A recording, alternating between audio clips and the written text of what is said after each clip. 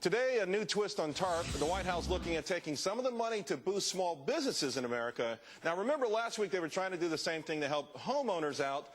But weren't we told that this money was to save the banking system so the country didn't implode? David Reuter doesn't mind, though. He's a former SEC chairman. He thinks that the money is there, so use it and use it right now. But how, I guess we got to talk about this. How would this money actually help small businesses, the TARP money we're talking about? Well, the TARP money would go to the banks, and the banks would lend the money. The TARP money would go to the banks or guarantee the bank loans from Small Business Administration to the banks, and they would lend it to the deserving small businesses. But, David, already we saw where the government said they backed $15 billion in loans. They buy them from the SBA to try to get them to ramp up. And so far, year to date, there's only been $6 billion in loans. And, of course, let's take the whole TARP program where there's hundreds of billions of dollars, and yet banks are sitting on twice as much money now as they were when they started getting TARP money. So why would anyone believe that the banks would feel any more at ease with making these loans?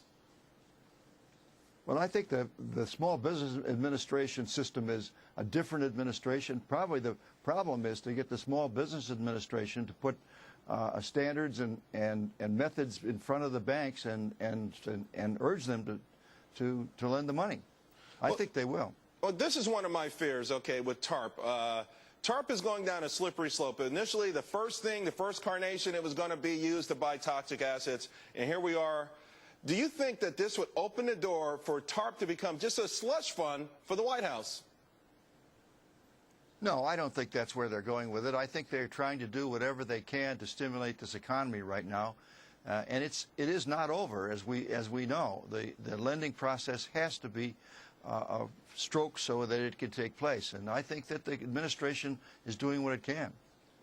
David, we've got about a minute left. I want to talk about the financial implications of all of these programs. TARP, stimulus, perhaps stimulus 2. A lot of people are worried about inflation. I know the Fed's going to try to come out next week and temper those concerns. How worried should we be about that? Oh, I think it's a very big worry. We have a two-step process here. One, we need to have the stimulus so the economy gets going, and then at an appropriate time, the government has to step in and take the steps that can be taken to prevent inflation, and that may include raising taxes. David Reuter, thank you very much. Appreciate it. Well, my next guest says that this idea is just not going to leave taxpayers on the hook. He thinks that is a big mistake and that small businesses are just going to end up like these large businesses. Carl Horowitz of the National Legal and Policy Center, he joins me now. Carl, why is it not a smart idea to use TARP money for small businesses? Well, remember, Congress enacted TARP last fall to effectively save the U.S. economy, to buy or guarantee $700 billion of what amounts to worthless assets in the financial sector. What makes us think that this is going to work any more effectively with the small business sector? I mean, what has happened since? The recession has gotten worse. Unemployment has climbed to 9.5%. The federal deficit has now passed the $1 trillion mark, the first time in our history. Why would it work with the small business sector? The same logic of buying current or future toxic assets. Well, what about people who argue that the money is there, this over $100 billion is sitting there? Why not try to put it to work somehow to stimulate this economy? Well, Small Business Administration loans have a history of having very high default rates, the very sort of thing we're trying to avoid. In recent years, it's averaged about 17% compared to commercial FDIC-insured bank loans, which is about 1.5%, and credit card loans, which is about 4.5%. In other words, this SBA loans, to a large degree, already are potentially toxic assets.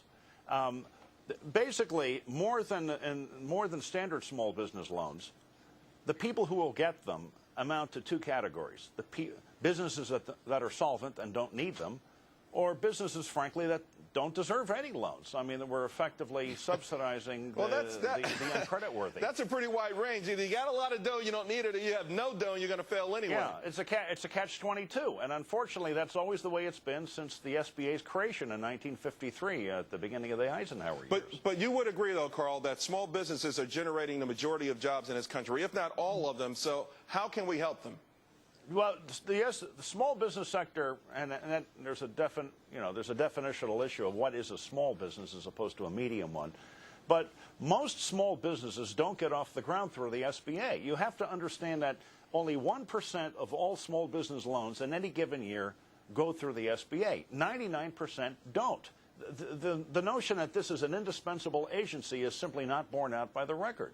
What we're going to see, unfortunately, are more loans going to small businesses or future small businesses that are friends or potential friends of the Obama administration. You made a mention a few minutes ago about a political slush fund, all but a name.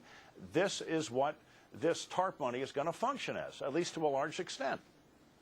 All righty, Carl. You listen, a lot of people out there worried just like you are, so keep up the good fight. We are. All right, thanks a lot. President Obama nominating Alabama family physician Regina Benjamin